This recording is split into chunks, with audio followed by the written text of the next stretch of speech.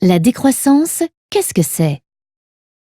Tous les pays partagent un même objectif, produire chaque année plus de richesses que l'année précédente pour avoir ce que l'on appelle de la croissance.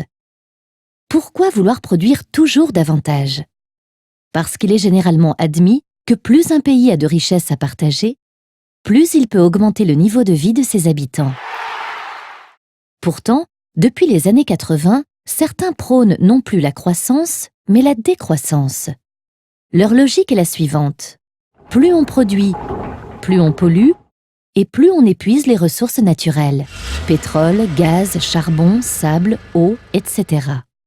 Selon eux, comme ces ressources ne sont pas illimitées, et que la population mondiale ne cesse de croître, nous serons inévitablement confrontés à d'importantes pénuries, ce qui risque d'engendrer de graves crises économiques, environnementales et géopolitiques, voire même l'extinction de l'espèce humaine. C'est pour anticiper ces crises que les partisans de la décroissance préconisent de réduire progressivement la production mondiale.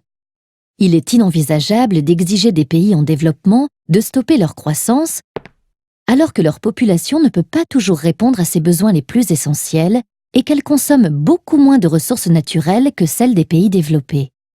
C'est pourquoi ce serait d'abord à ces derniers de réduire leur production. Pour que la production baisse, il faut que la consommation diminue. Il faudrait donc que chacun se montre moins gourmand et change sa façon de consommer.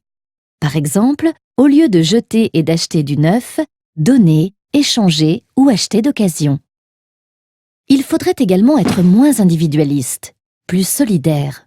Par exemple, afin d'éviter que la réduction de la production n'entraîne une hausse du chômage, il faudrait accepter de réduire son temps de travail pour partager les emplois.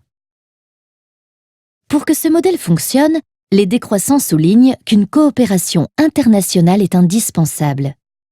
En effet, il faut que tous les pays s'entendent sur des règles communes, des quotas d'émissions de CO2 par exemple, car la pollution d'un pays ne s'arrête pas à ses frontières.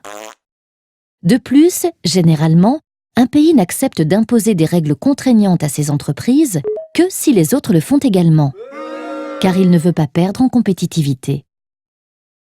Si la théorie de la décroissance soulève de vraies questions sur la pérennité du système actuel, elle est souvent qualifiée d'utopiste, car elle demande des changements culturels et une solidarité internationale qui semble impossible à mettre en place.